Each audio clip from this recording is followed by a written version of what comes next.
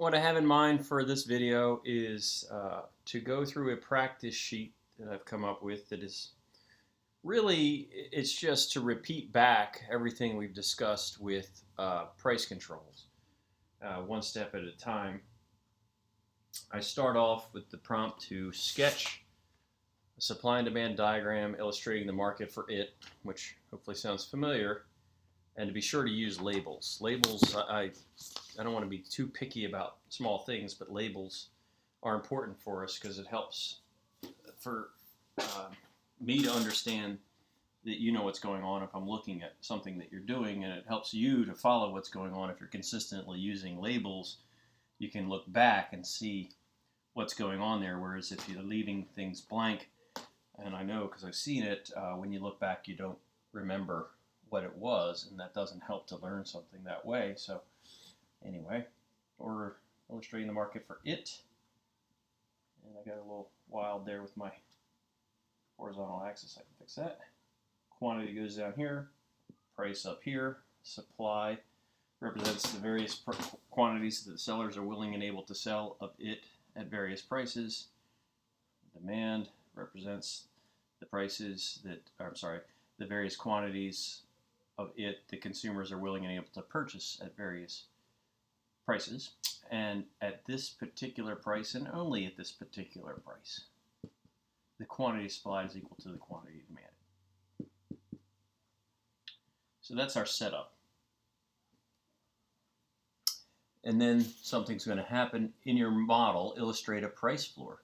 What effects might you expect on the quantity of it with the price floor in place? Okay, so now I didn't specify on there because then I find students sort of just getting lost in the weeds. So I didn't specify it on there. I save it at this point when we're covering it to make sure I'm clearer on something that I don't think would be clearer if I included the word binding. I'm implying that it's a binding price floor. Now, some folks are going to,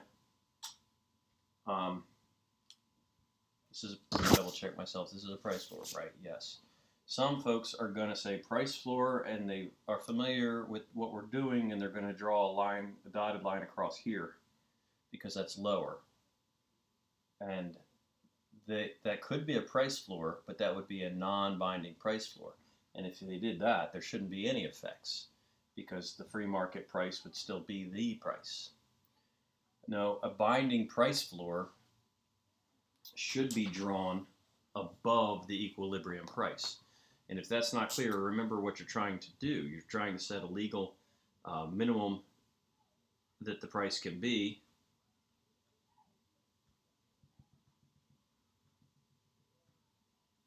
And the reason for setting a minimum that the price could be would be to keep the price from going below that, right? So a picture of a binding price floor should look something like that, maybe even a straighter line than what I've sketched there. And all we're saying is this is the price that the government is setting.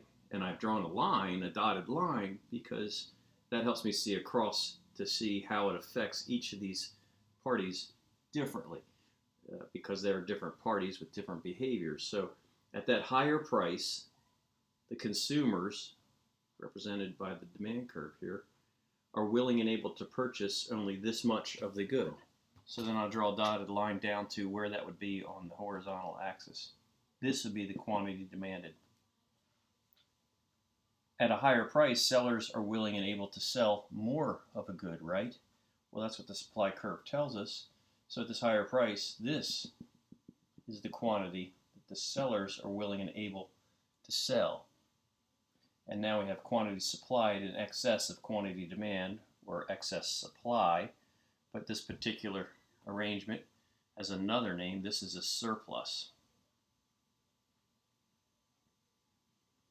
Excess supply is a surplus, and it's here to stay, unlike it was when we investigated equilibrium back with supply and demand, because the law is here, and the price can't come down by law. That's what it's about. So then I say, well, what would we expect to see, or something like that? What are the effects you might expect to see? So the first effect is a surplus. But that's not really what I'm looking for. I'm looking for, well, what might that lead to?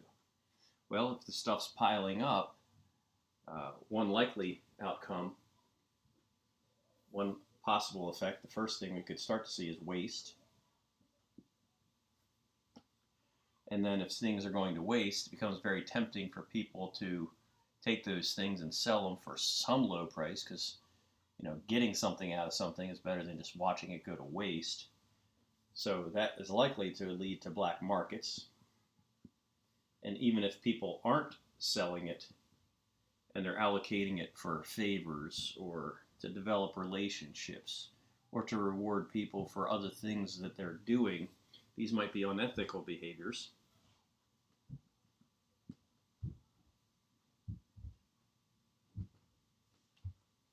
These are possible trade-offs.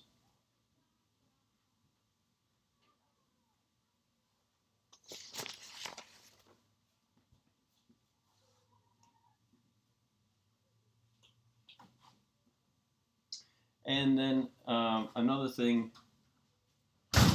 that we might sort of deem necessary, since these things are happening, is that instead of letting this waste accumulate, the government just purchases it.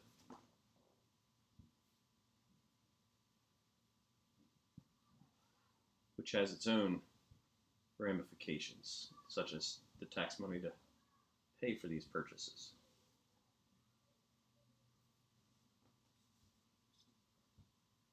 So this is what we might expect around a price floor.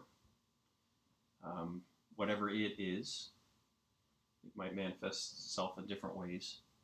So then the last question I ask about it, in number 3 there, I say, well, where's a case where it's been used in the United States, which is certainly in your textbook, and I mentioned along the way in the videos, it's been used in agricultural products. We have price controls in agricultural products in the U.S. The argument is that farmers can't make a living at P-Star, so the government steps in and sets a minimum that the price can be. I gave an example in my video discussing it the first time around of how the government was purchasing that, and I benefited from that as a Boy Scout, whose Scoutmaster was a National Guard member. You could have access to that, what they called the government surplus back then in the 80s. So that's an example. Maybe you've found other examples, but that's the most common go-to example I think we have on these. Another big one, we just have different labels on the axes, is minimum wage is an example. And with that particular model, instead of having waste, we have an inefficiency, and that is unemployment. We have productive resources, laborers, who are willing and able to work, but without a job. So if you chose unemployment, and you wanted to think about that, then down here you would have, instead of surplus, you would have unemployment. So that's about all I can think of that you might have come up with for number through number 3. And I think since I have to erase my board anyway, I'm going to just stop recording this thing, and I'll just start a second video. And in the second video, that's where we're going to look for a price ceiling on that.